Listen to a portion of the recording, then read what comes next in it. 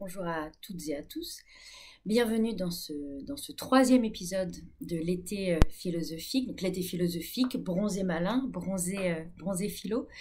Je vous conseille tout de suite de pouvoir vous abonner à la chaîne de Méditer ou à la chaîne où est extraite cette vidéo, donc le petit carré rouge en bas, pour avoir accès à toutes les autres aussi participations de cet été philosophique.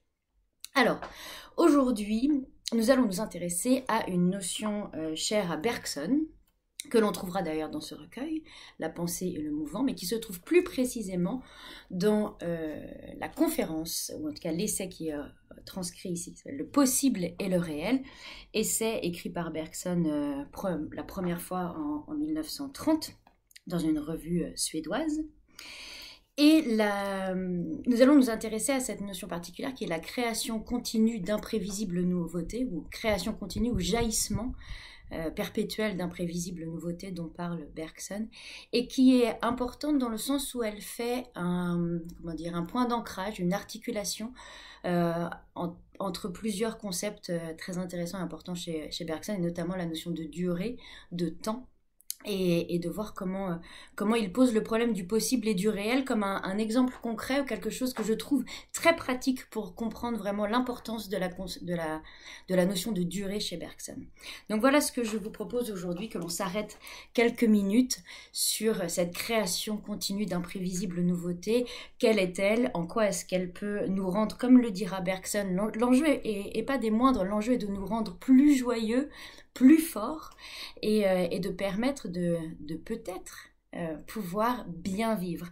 Donc encore une fois, c'est une notion qui loin d'être une théorie, permet certainement, lorsqu'on l'apprend et au pied de la lettre et en même temps très profondément, de nous aider de manière très pratique à bien vivre, et peut-être, je me permettrai de dire, à supporter l'absurdité du monde qui nous entoure, parce que comme on va le voir, Bergson n'est pas exempt de remarques qui permettent de souligner aussi l'absurdité des conceptions philosophiques que l'on a habituellement héritées depuis l'Antiquité philosophique, ou même les modernes avec Kant. Donc je pense qu'il y a, et je me permets encore une fois de faire ce pendant, en tout cas ce lien entre l'absurde et Bergson, même si Bergson n'est pas du tout un philosophe de l'absurde, mais il existe bien chez Bergson cette prise de conscience de l'arbitraire, et en tout cas de la construction de nos habitudes conceptuelles. Cette introduction étant terminée, rentrons dans le vif du sujet, et intéressons-nous justement à cette question de création continue d'imprévisibles nouveautés. Le problème est posé d'emblée par Bergson au tout début de la conférence, lorsqu'il écrit: je voudrais revenir sur un sujet dont j'ai déjà parlé, la création continue d'imprévisibles nouveautés qui semblent se poursuivre dans l'univers. Pour ma part, je crois l'expérimenter à chaque instant. J'ai beau me représenter le détail de ce qui va m'arriver, combien ma représentation est pauvre, abstraite, schématique, en comparaison de l'événement qui se produit. Et là j'insiste, la réalisation apporte avec elle un imprévisible rien qui change tout.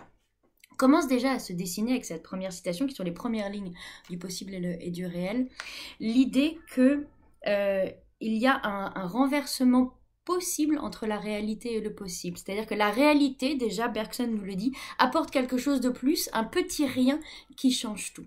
Donc, sans avancer trop vite, voilà le problème posé. C'est-à-dire que Bergson part du constat que lui-même, et encore une fois, c'est une philosophie à la première personne, c'est-à-dire il constate que, et on verra que dans tout l'essai, cette création continue d'imprévisibles nouveautés n'aura pas d'autre valeur finalement qu'une valeur de constat, qui est certainement une valeur plus forte qu'une valeur théorique. Bergson constate cette création continue d'imprévisibles nouveautés.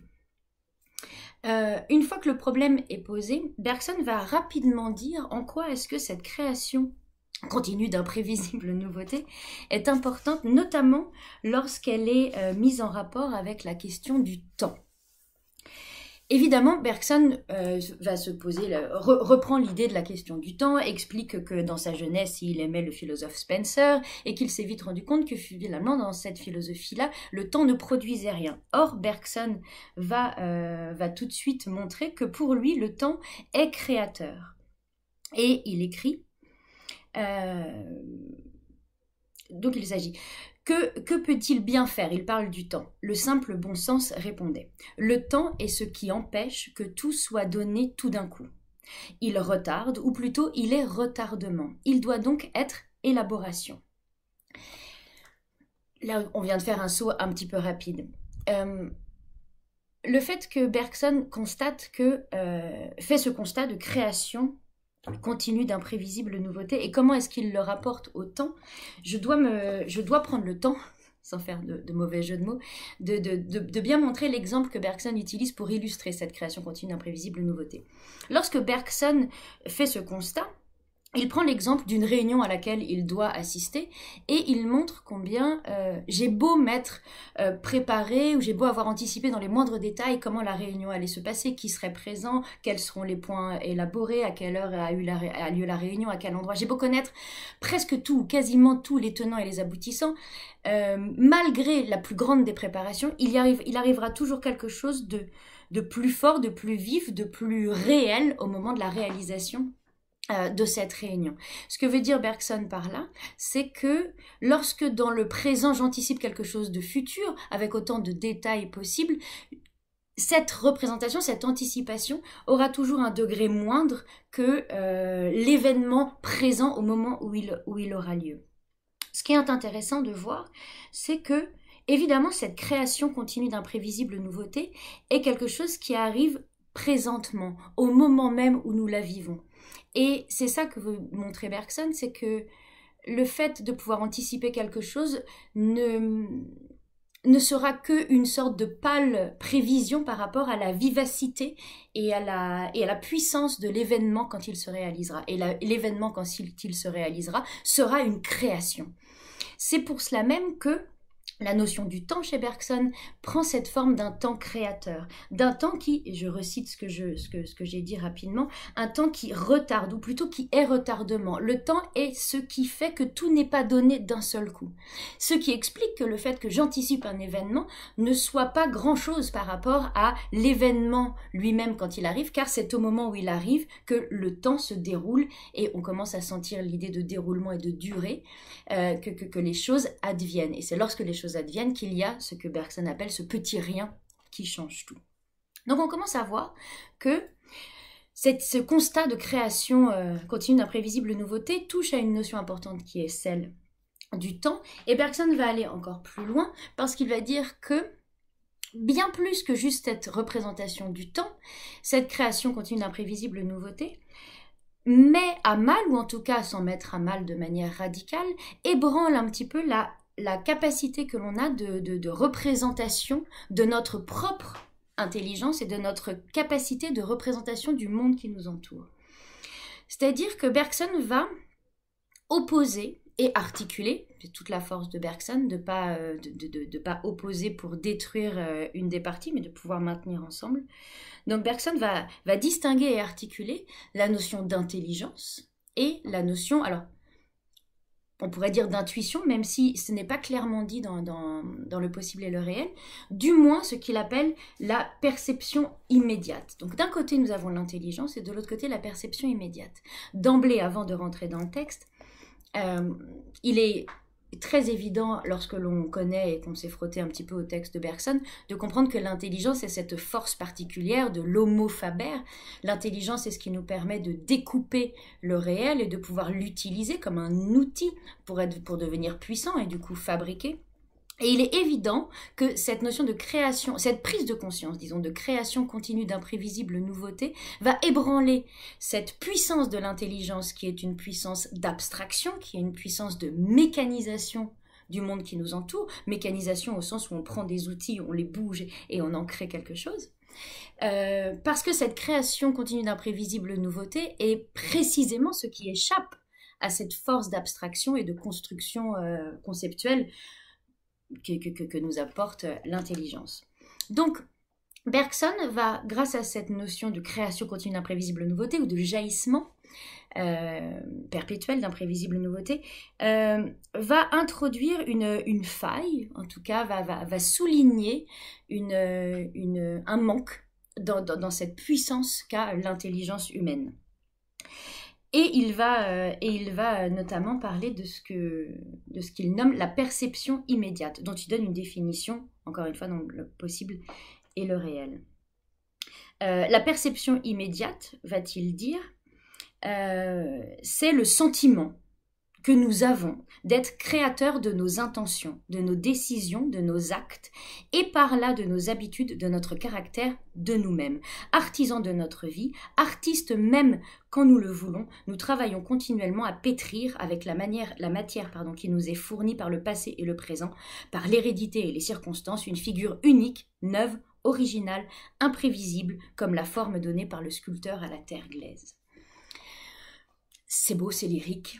C'est la perception immédiate, le rapport intuitif, disons-le clairement, que nous avons au monde et que nous pouvons avoir avec nous-mêmes, fait de nous des créateurs de nous-mêmes, des créateurs de nos vies, des créateurs de l'univers dans lequel nous pouvons être. En tout cas, co-créateurs justement de cette création continue d'imprévisibles nouveautés.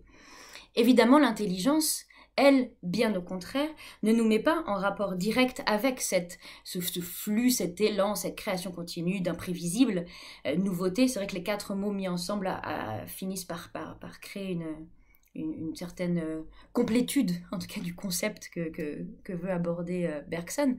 Mais il est évident que l'intelligence, elle, bien au contraire, prend du temps, extrait de ce flot, de ce flux, les éléments, des éléments de stabilité.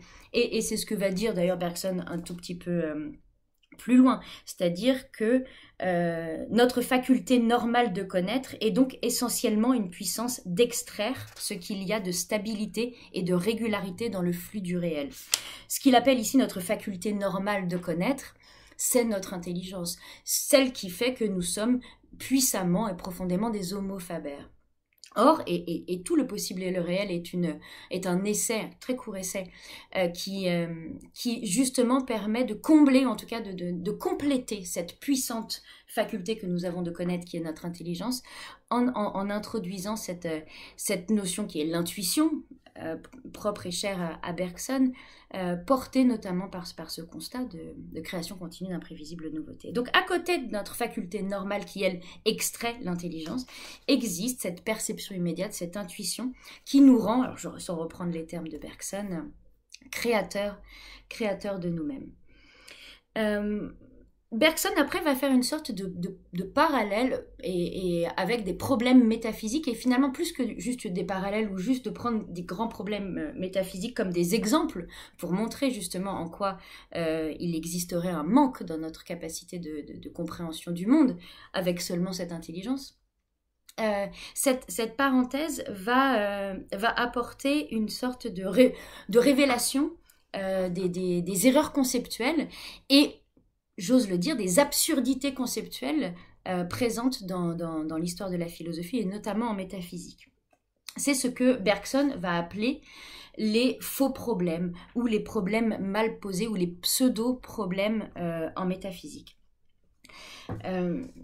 Alors je dis qu'on peut prendre ces exemples, on peut prendre justement ces exemples simplement à titre d'exemple premier, mais au-delà d'exemples pour illustrer ce que vient de poser Bergson, il faut aussi voir ces thèmes qui vont être abordés, dont je vais traiter dans quelques secondes, comme des fondements, même si évidemment 1930 c'est pas du tout la fin c'est pas du tout le début de la pensée de Bergson, mais comme les fondements d'une remise en question totale de la métaphysique, ce qui annonce la conférence suivante dans la pensée et le mouvement, qui est l'intuition philosophique, où on verra bien comment la métaphysique pour Bergson doit avant tout s'émanciper de ces fameux faux problèmes ou pseudo-problèmes métaphysiques. Bergson va aborder 2 faux problèmes en métaphysique, un qui va être en rapport avec la question de l'être et l'autre avec la question de la connaissance. Tous 2 vont être reliés par la même absurdité ou par la même erreur. Bergson utilise ce terme d'erreur. Le premier concernant la notion de l'être va être cette idée du rien. Bergson va dire clairement que nous nous trompons lorsque nous utilisons la notion de rien et donc même de néant. Et dire qu'il y a rien, c'est une erreur. Et donc là, on voit bien en quoi c'est en rapport avec la notion de l'être. C'est-à-dire, lorsqu'il n'y a rien, Bergson va dire, nous transposons deux concepts et nous en éliminons un. C'est-à-dire que nous voyons une suppression là où il y a une substitution. Et pour vous citer exactement la phrase, Bergson va dire une chose ne disparaît que parce qu'une autre la remplace. Suppression signifie ainsi substitution. Seulement, nous disons suppression quand nous n'envisageons de la substitution qu'une de ces deux moitiés, ou plutôt une de ces deux faces, celle qui nous intéresse. Alors derrière ces grands mots, suppression à la place de substitution, ce que veut dire Bergson, c'est que lorsque nous disons il n'y a rien, ce qui métaphysiquement n'est pas anodin, dire qu'il n'y a rien, c'est dire qu'il y a le néant, c'est quand même remettre en question justement la question de l'être. Dire qu'il n'y a rien, c'est omettre de dire que finalement, en réalité, rien est juste ce que je n'attendais pas. Nous disons rien là lorsqu'il y a quelque chose qui n'était pas ce que nous attendions. D'où l'idée qu'au lieu de dire il n'y a rien, par exemple, prenons un exemple très très concret. Vous me demandez d'aller chercher quelque chose dans le frigo de très précis, je ne sais pas moi, une boisson, etc. Et dans le frigo j'ai des œufs, du fromage, etc. Mais pas du tout de boisson. Et je vais dire ah ben non, il n'y a rien. Mais je ne vais pas dire « Ah, il y a des œufs, du fromage, un reste de ceci, un reste de cela, etc. » Je réponds de manière très pratique, de manière très efficace et de manière, oui, voilà, très efficace à la question « Est-ce qu'il y a ça ?» Non, il n'y a rien. D'un point de vue métaphysique, poussé jusqu'à la métaphysique, on voit bien comment cette question produit des erreurs, voire des angoisses et des remises en question totales. C'est-à-dire que la création même de ce concept de rien, lorsqu'on oublie que ce concept avait une visée pratique et qu'on le transpose d'un point de vue métaphysique, crée justement ce que Bergson va appeler un flatus voci, c'est-à-dire une idée vide, sauf que ce que va souligner Bergson, c'est que ces idées creuses, ces flatus voci, hantent l'histoire de la philosophie et de la métaphysique depuis extrêmement longtemps. Donc, premier exemple, celui du rien, où on met une suppression là où finalement il y a une substitution. L'autre pseudo-problème que va aborder Bergson, c'est l'idée du désordre, et là qui est lié à la connaissance. On a toujours tendance à penser que la connaissance est quelque chose d'ordonné, et lorsque les choses ne sont pas en ordre, nous avons tendance à dire que c'est le désordre. Or là, très rapidement, Bergson va dire que c'est la même chose, que, encore une fois, nous faisons une suppression à la place d'une substitution, et au lieu de dire ceci n'est pas l'ordre que j'attendais, nous disons qu'il y a un désordre. Ce n'est pas sans faire écho à une pensée stoïcienne que l'on peut trouver notamment chez Marc Aurèle dans les Pensées pour moi-même, lorsque dans une des courtes pensées du début, Marc Aurèle dit, et donc s'écrit à soi-même, qu'une table, imagine une table cassée en 1000 morceaux au sol, etc., que cette table soit cassée ou désossée, il écrit ceci, n'affecte que toi, mais n'affecte en rien la table. Je pense qu'il y a un petit écho avec cette idée de désordre, c'est-à-dire que pour l'esprit humain, l'intelligence humaine, quelque chose qui n'est pas bien en place, quelque chose qui n'est pas bien ordonné, est forcément du désordre, et il faut une opération supplémentaire un effort conceptuel pour se dire que ce désordre est finalement un ordre comme un autre, mais qu'il n'est pas celui que j'attendais, et que l'on utilise ce mot négatif, cette négation de désordre, là où nous pourrions tout simplement dire ce n'est pas l'ordre que nous attendions. Alors, dit comme ça, nous sommes dans des subtilités, et encore une fois, l'efficacité de notre langage fait que l'on remercie notre langue d'avoir fait des raccourcis conceptuels qui nous rendent plus efficaces. Mais, encore une fois, lorsque nous transposons du domaine pratique au domaine métaphysique tous ces raccourcis conceptuels efficaces, pour notre vie de tous les jours, nous créons finalement nous-mêmes des formes d'absurdité. Je pense qu'on peut vraiment utiliser ce terme, c'est-à-dire des concepts qui ont oublié leur propre origine et dont finalement l'étude métaphysique crée de nouveaux problèmes métaphysiques qui à la base n'en étaient pas. Et donc, Bergson arrive à cette conclusion que ces deux problèmes, ces deux exemples métaphysiques du rien et du désordre illustrent parfaitement la capacité que l'esprit humain a de faire des erreurs conceptuelles lorsqu'il utilise cette intelligence, c'est-à-dire cette intelligence qui extrait dans le flux, dans cette continuité, dans cette création continue d'imprévisibles nouveautés. Quand cette intelligence extrait tout ce qu'il y a de stabilité voilà, dans ce flux qui est notre vie, qu'elle nous permet de vivre malgré ce flux. C'est pour ça que nous pouvons nous donner des rendez-vous parce que nous calons des horaires, c'est pour ça que nous pouvons nous donner des rendez-vous parce que nous avons nommé nos rues, des choses comme ça. Lorsque on essaye de stabiliser tout notre environnement, ce qui nous rend efficaces et ce qui nous donne des repères, finalement, si nous oublions que toutes ces constructions sont le résultat de cette intelligence qui s'extrait du flux, alors nous avons une extrême surprise à découvrir cette continuité de création, surprise pour le moins, angoisse peut-être pour le plus, et surtout incompréhension totale. Or, ce que essaye de faire Bergson ici dans cette notion de possible et de réel, c'est justement de soulever, de souligner, de remettre à plat où se trouvent les constructions humaines et intelligentes qui ont été faites, pouvoir les comprendre et les analyser, pour ensuite éliminer la métaphysique de toutes ces constructions-là. Donc voilà l'enjeu qui se cache quand même derrière cette notion de création continue d'imprévisibles nouveautés. Alors, que fait-on une fois qu'on a souligné tous ces pseudo-problèmes ou faux problèmes de la métaphysique? Eh bien, Bergson va dire tout simplement que c'est ce que nous retrouvons dans cette notion de possible et de réel, lorsque Bergson va faire le parallèle et va dire que la valeur que nous donnons en termes d'ordre et de désordre montre bien que nous accordons plus de valeur à l'ordre et moins au désordre. Voilà pourquoi, lorsqu'il n'y a pas l'ordre que nous attendons, nous dévaluons ce constat et nous disons juste que c'est un désordre. Bergson va dire qu'entre le possible et le réel, donc qui est le titre quand même de la conférence dont nous parlons, de l'essai, pardon, dont nous parlons en ce moment, nous retrouvons ce déséquilibre. Bergson va dire que on a tendance à croire qu'il y a dans l'idée de possible moins que dans l'idée de réel. Alors, là, il y a une sorte de petite mécanique d'esprit à faire, une petite concentration, même si c'est très simple. Bergson va dire non, au contraire, évidemment, la notion de possible, voilà, on a tendance à croire qu'elle a une valeur moindre que celle de réel. Or, Bergson va montrer que non, que le réel a une valeur moindre par rapport à l'idée de possible. Non pas parce que comme on a pu le voir et comme on pourrait l'imaginer avec le premier exemple qui avait été abordé, que c'est lors de la réalisation d'un événement qu'il y a ce petit rien qui change tout. On pourrait se dire que ça pourrait être pour cette raison-là.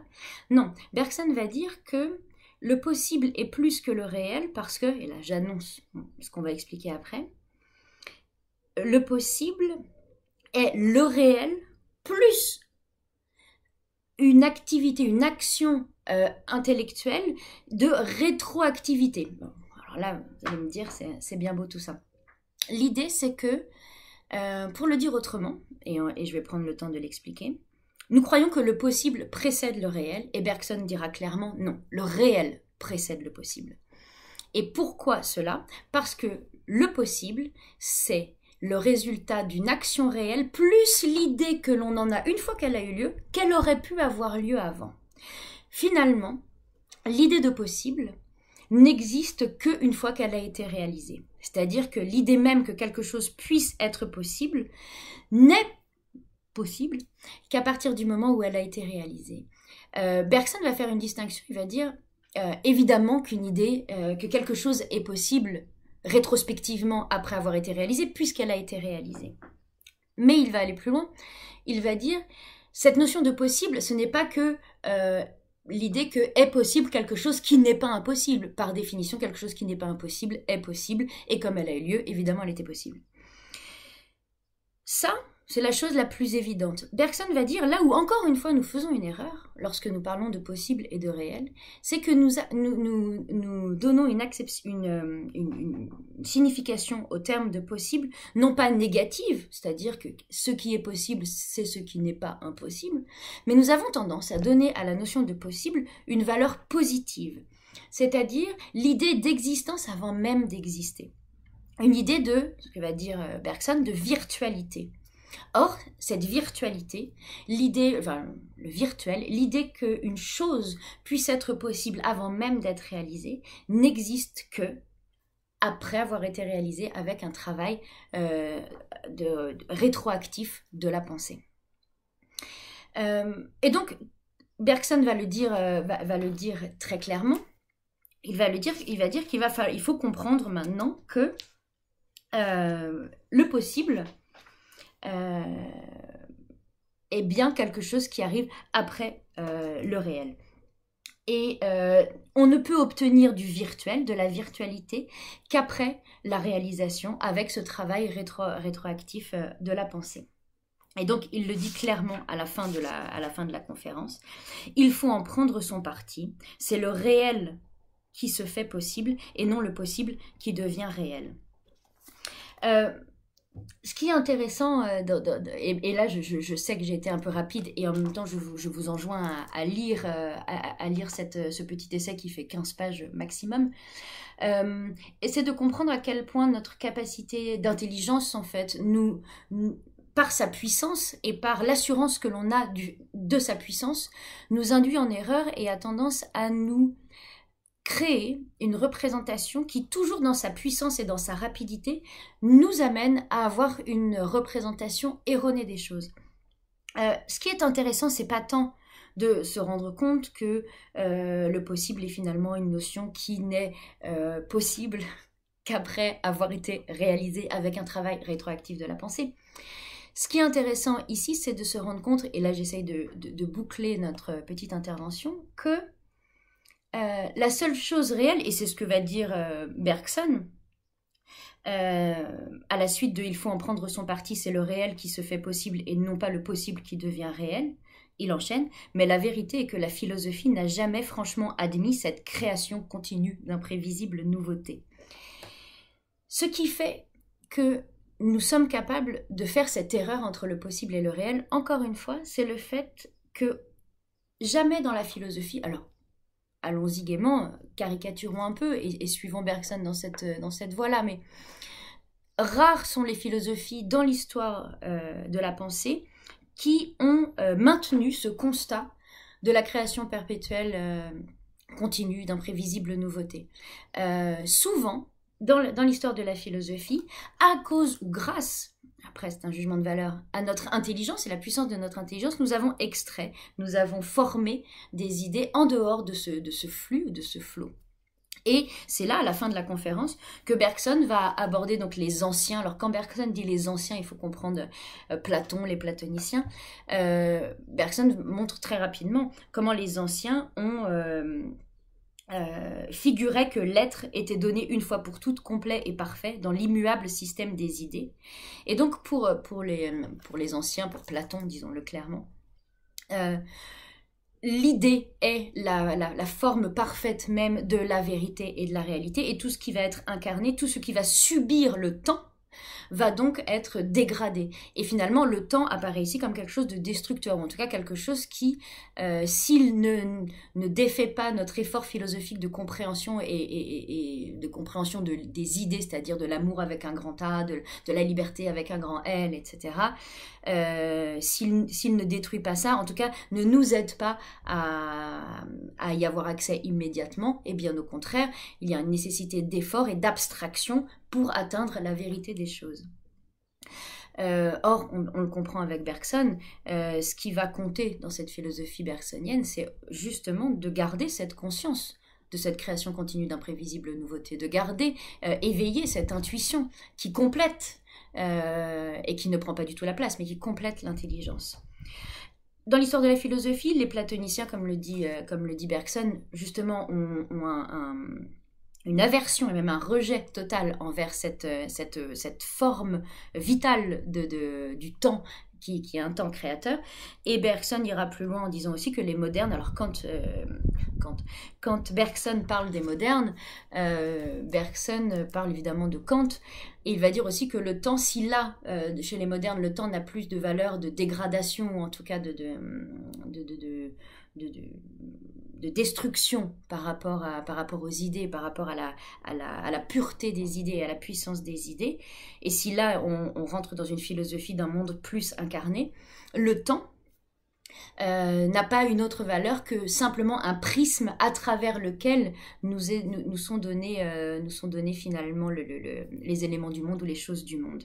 Donc soit un temps destructeur pour les anciens, soit un temps qui n'est qu'une grille à travers laquelle nous avons accès aux choses du monde pour les modernes. Et finalement Bergson, lui, ce qu'il essaye d'apporter et ce qu'il essaye de mettre en place avec cette idée de création continue d'imprévisible nouveauté, c'est cette idée que le temps n'est ni une grille, ni quelque chose qui détruit. Le temps est justement ce qui fait les choses, mais ce qui les fait au sens de ce qui les crée, et ce qui les crée au sens de artistiquement aussi, c'est-à-dire comme un artisan. Il y a dans cette idée, l'artiste est toujours un exemple cité chez Bergson comme une sorte de métaphysique assez ultime que l'homme pourrait avoir avec le monde et avec lui-même.